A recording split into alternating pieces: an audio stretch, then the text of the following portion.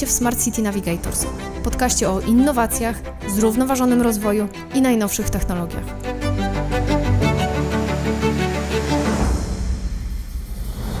Ten podcast tworzy dla Was Navi Parking.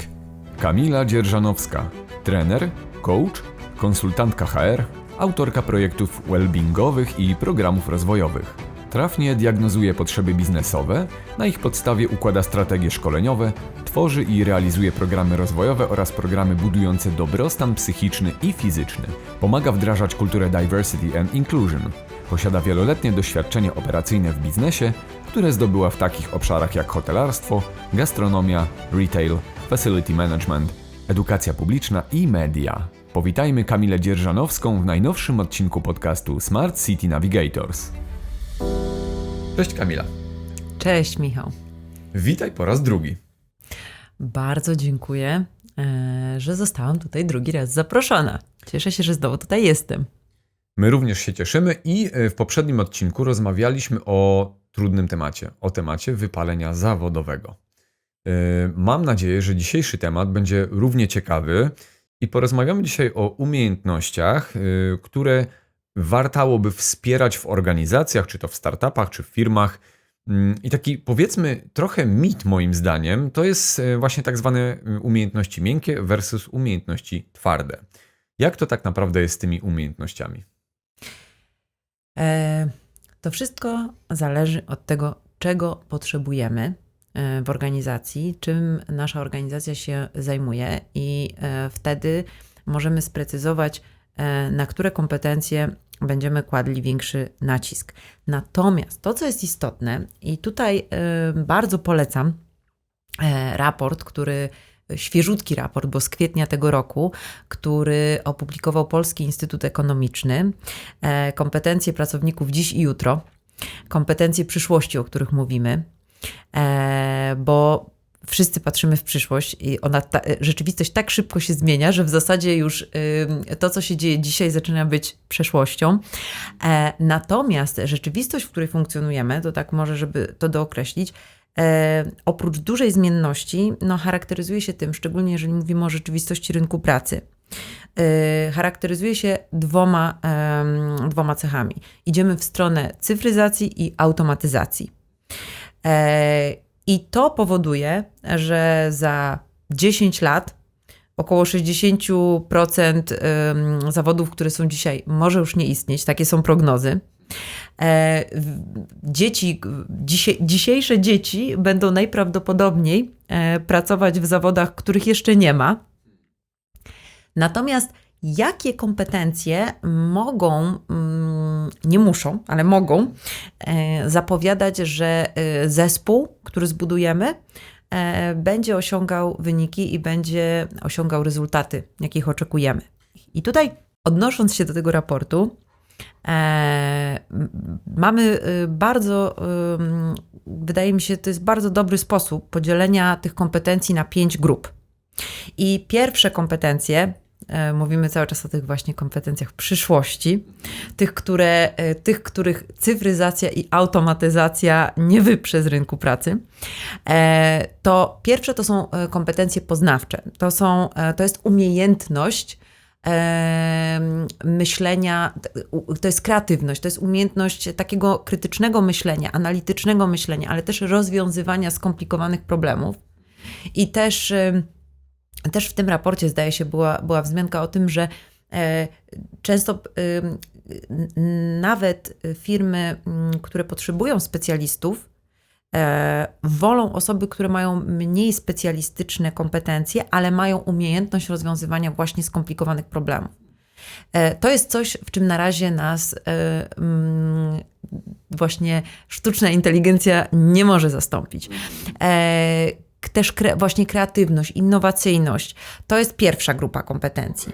Druga grupa to są kompetencje społeczne. I tutaj zarówno w wypadku liderów właśnie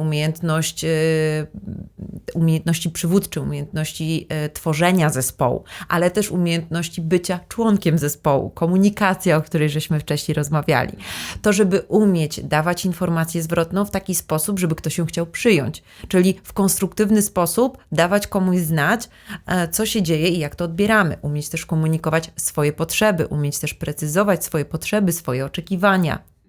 Pokazywać też ścieżkę naszego myślenia. Często tarcia czy konflikty następują, ponieważ ludzie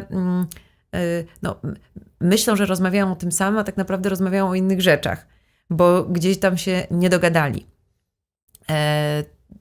Czyli też umiejętności komunikacyjne, ale też inteligencja emocjonalna, też odporność psychiczna. To jest tak, że że odporność psychiczna to nie jest tak, że ją albo mamy, albo jej nie mamy. Ona jest na jakimś spektrum rozłożona. Natomiast jeżeli te parametry odporności psychicznej są bardzo niskie, no to jest nam bardzo trudno podejmować decyzje, stawać do wyzwań, angażować się, stanąć też po stronie swoich pomysłów i je zaprezentować innym i o nich opowiedzieć. Wejść w interakcję na takim bardziej zaawansowanym poziomie. Więc te kompetencje jak najbardziej. Kolejna grupa to są właśnie umiejętności specjalistyczne i umiejętności cyfrowe. I znowu tutaj możemy mieć takie bardzo podstawowe umiejętności, ale też i te podstawowe są potrzebne, ale też potrzebne są zaawansowane. Czyli też pomału zmierzamy w tą stronę wysokich specjalizacji. Kolejna grupa to są kompetencje transformacyjne. One nie muszą odnosić się do liderów, ale dobrze, żeby liderzy mieli taką grupę kompetencji. To są umiejętności mediacyjne, to są umiejętności przeprowadzania ludzi przez kryzys, przez jakieś trudności, przez napięcia, ale też odpowiedzialność. Też coś takiego, że wiem, na co mam wpływ, koncentruję się na obszarze wpływu, biorę odpowiedzialność, nie unikam tej odpowiedzialności, nie rozmywam tej odpowiedzialności. I piąta grupa kompetencji to są adaptacyjne. I tutaj chodzi nie o to, żebyśmy sobie wymyślili, jaka będzie przyszłość, się na nią przygotowali, tylko w miarę trwania zdarzeń, żebyśmy umieli na nie reagować. Żebyśmy też umieli zauważyć, że jakaś sytuacja jest nietypowa. Żebyśmy też umieli zareagować na sytuację, która wcześniej nam się nie zdarzyła. Także to są kompetencje, które bez względu na to, jak bardzo będziemy zaawansowani cyfrowo i technologicznie, będą nam potrzebne. W takim razie, patrząc z punktu widzenia umiejętności, różnych kompetencji, no właśnie, mamy twarde, miękkie. Czy któreś z nich są lepsze? Zamiast słowa lepsze, powiedziałabym skuteczniejsze, bardziej efektywne. Według mnie to wszystko znowu zależy od tego, jakie mamy stanowisko. Natomiast jeżeli mamy osoby, które pracują w zespole, a mówimy dzisiaj o zespołach i o tym, że chcemy tworzyć zespoły, to bez kompetencji społecznych trudno jest wspólnie osiągać cele.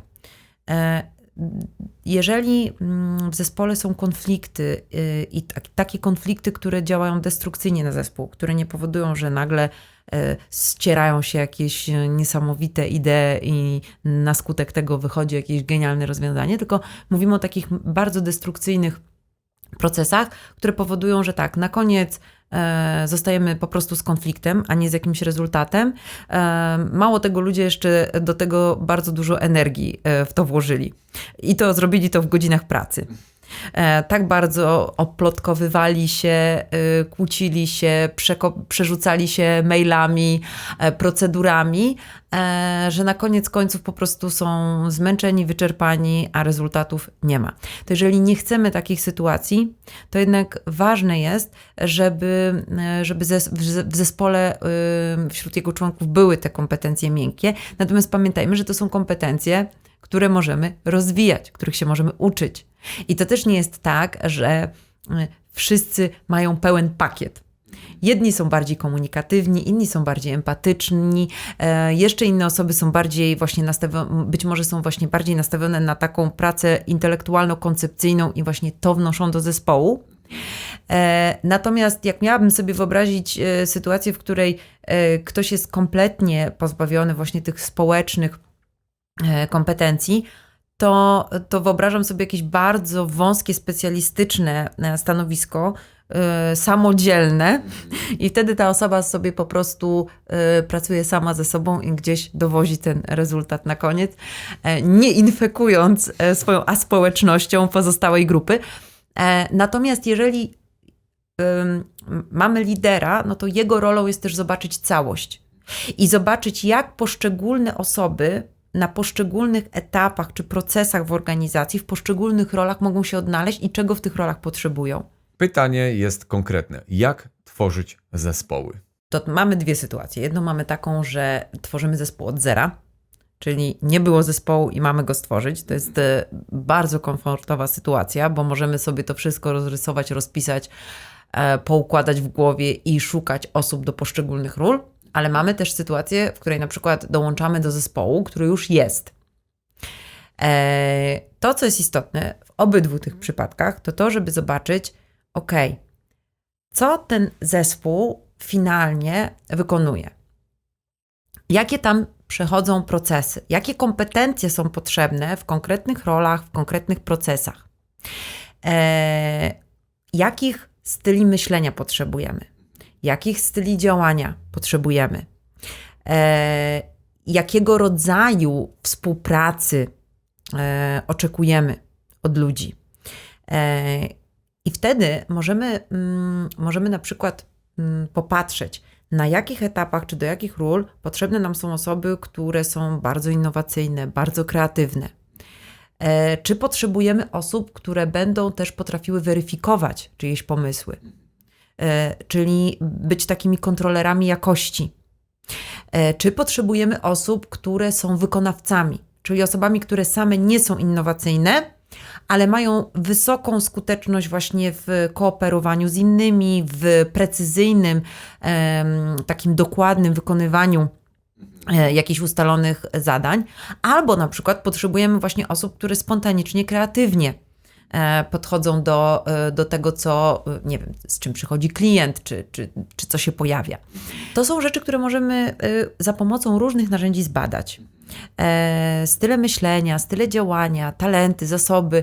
Mamy bardzo dużą paletę narzędzi. Mamy metodologię Gallupa, metodologia Instytutu Gallupa, która pokazuje nam właśnie te mocne strony. Mamy nasze polskie narzędzie FRIS, które właśnie pokazuje style myślenia, style działania. Mamy DISC, mamy Insight. Im precyzyjniej lider takie rzeczy określi, patrząc też na to, z jakimi działami współpracuje i czego od jego zespołu będą oczekiwali inni, czego będą oczekiwali klienci, czego oczekuje organizacja, czego oczekują inne działy wsparcia, czy działy współpracujące z tym zespołem. I w ten sposób stworzyć sobie po prostu taki zespół marzeń i starać się wybrać osoby, które właśnie będą odpowiadały tym rolom. Natomiast to oczywiście nie gwarantuje sukcesu, bo potem jest cała praca, jak prowadzić ten zespół i uwaga, jak nauczyć tych ludzi korzystać ze swoich mocnych stron, bo dobry zespół to jest zespół różnorodny. Nie ma zespołu złożonego po prostu z klonów, który będzie efektywny. Taki zespół, który właśnie w działaniu, w interakcjach między sobą się uczy i rozwija, wymaga też odpowiedniego prowadzenia i nauczenia ludzi współpracy. Jak to jest pomiędzy doborem a rozwojem? Czy to jest tak, że dobierzemy kogoś do danego zadania pod kątem jego kompetencji i on się nie zmienia? Przecież osoby też się zmieniają, prawda? To, czy my potrafimy skorzystać z tego, że się różnimy między sobą, to jest bardzo wysoka kompetencja i bardzo wysoka umiejętność. Czy ja to, że ktoś myśli inaczej, traktuję jako deficyt tego człowieka i myślę sobie, skoro on tak ma, to znaczy, że coś z nim jest nie tak? Czy ja podchodzę do tego z ciekawością? Ta osoba na to patrzy w ten sposób. To nie są rzeczy, które musimy umieć. To są rzeczy, na które warto się otwierać i które warto praktykować i których można się nauczyć. Pytanie, czy środowisko, w jakim jesteśmy, przestrzeń tworzona przez liderów, temu sprzyja. I zawsze jako osoby w organizacji możemy podjąć taki dialog, prawda? Zawsze możemy otworzyć to Tak. do menadżera albo do kogoś, powiedzmy, wyższego rangą i zapytać o to, czy jest taka w ogóle otwartość w organizacji. Czy możemy w ogóle rozmawiać na temat tego, jak się ze sobą komunikujemy, jak ze sobą pracujemy? Czy tylko rozmawiamy o tym, co mamy zrobić, czy możemy też zacząć rozmawiać o tym, jak to mamy robić? Bo nie jest powiedziane, że jeżeli dzisiaj mamy, nie wiem, przychodzę jako lider do zespołu, w którym widzę, że są tarcia, brakuje tych miękkich kompetencji, to znaczy, że teraz mam połowę osób zwolnić i zatrudnić jakiś dream team z rynku. Nie, tych ludzi też warto rozwijać i nagle może się okazać, że osoby, które były zamknięte, bo nie miały po prostu przestrzeni, żeby się w taki sposób otworzyć. To też nie jest tak, że nasze kompetencje, my je po prostu mamy w zasięgu ręki w każdych warunkach. One też mają okazję się rozwinąć lub nie mają okazji się rozwinąć, w zależności od tego, jaka jest atmosfera, jakie są warunki wokół nas. Większość rzeczy, które tutaj wymieniłaś, to tak naprawdę są zasobnymi rzeczami dla organizacji, czy dla startupów, czy dla korporacji. Ale czy są jakieś pułapki w tym wszystkim? Czy są jakieś negatywne skutki dobierania pod kątem osobowości na przykład pracowników? Pułapki, które mogą się pojawić, to to, że właśnie nie weźmiemy pod uwagę różnorodności. Otwartość na to, że ktoś, kto myśli inaczej niż ja i my we dwoje jesteśmy w stanie zrobić więcej niż dwie osoby myślące tak samo. To jest bardzo istotne. Więc też może być tak, że mamy preferowane osoby, z którymi pracujemy, natomiast jeżeli będziemy pracować tylko w takim zespole, to ten zespół może się wywrócić. Może zabraknąć kogoś, na przykład mamy super kreatywny zespół, ale brakuje nam kogoś, kto po prostu nie tylko wymyśla pomysły, ale też je dowozi. Albo mamy super zespół, który naprawdę jest bardzo zdyscyplinowany, bardzo precyzyjnie wykonuje swoje zadania, ale nie ma takiej osoby, która by te pomysły umiała sprzedać w organizacji. Albo mamy na przykład osoby właśnie, które są takie bardzo entuzjastyczne, zaangażowane, optymistyczne, ale brakuje nam kogoś, kto powie, słuchajcie, ale tu widzę ryzyko. Bo taka osoba psuje całą zabawę. ale taka osoba jest tak naprawdę bardzo potrzebna. Więc to jest też istotne, żeby w zespole była różnorodność. Żeby były różne role w zespole. I tych dusz zespołu, i tych krytyków, i tych osób, które właśnie spinają, i tych osób, które może trochę są na uboczu. I w tej różnorodności szukać równowagi. Super, to mi się podoba, bo jednak koniec końców każdy coś dodaje do tego wszystkiego, prawda? I każdy dodając inne umiejętności, inne kompetencje, no właśnie tworzy w pewnym sensie sukces całej organizacji. Dokładnie. Nie możemy mieć zespołu, który składa się z samych kciuków. To by było dosyć ciekawe, prawda? Żebyśmy mieli rękę z 5 kciuków. Nie możemy mieć samych napastników, patrząc na piłkę nożną. Nie możemy mieć samych bramkarzy. Innego rodzaju aktywności i koncentracji wymaga bycie bramkarzem, a innego bycie napastnikiem, a jeszcze innego bycie pomocnikiem. Albo trenerem. Albo trenerem, dokładnie. Super. Wszystko to, co powiedziałaś, Kamila, uważam, że jest bardzo, bardzo potrzebnymi zasobami do każdej organizacji. Tak jak mówiliśmy na początku, niezależnie czy jest to korporacja, czy jest to zespół 2-osobowy, 3-osobowy i tak dalej. Jak moglibyśmy podsumować dzisiejszy odcinek? Jak ty byś podsumowała ten odcinek? Że przede wszystkim zespół to jest żywy organizm. To nie jest czas dokonany, tylko to jest czas teraźniejszy, kiedy zespół się wydarza. Zespół, nie można powiedzieć, że zespół jest. Zespół się ciągle wydarza. I to, co jest istotne w roli lidera, to jest to, żeby wiedzieć, kogo potrzebujemy, co mamy jako ten zespół finalnie stworzyć, jaka jest nasza rola i w związku z tym, jak podzielić zadania w zespole i kogo do tych zadań potrzebujemy. Kogo już mamy, kogo nam brakuje, co możemy rozwinąć i w jaki sposób możemy to zrobić, żeby ludzie uczyli się nie raz na jakiś czas, w jakichś hermetycznych warunkach, tylko żeby uczyli się od siebie codziennie, każdego dnia i w ten sposób się rozwijali. I w ten sposób też się uzupełniali i budowali synergię.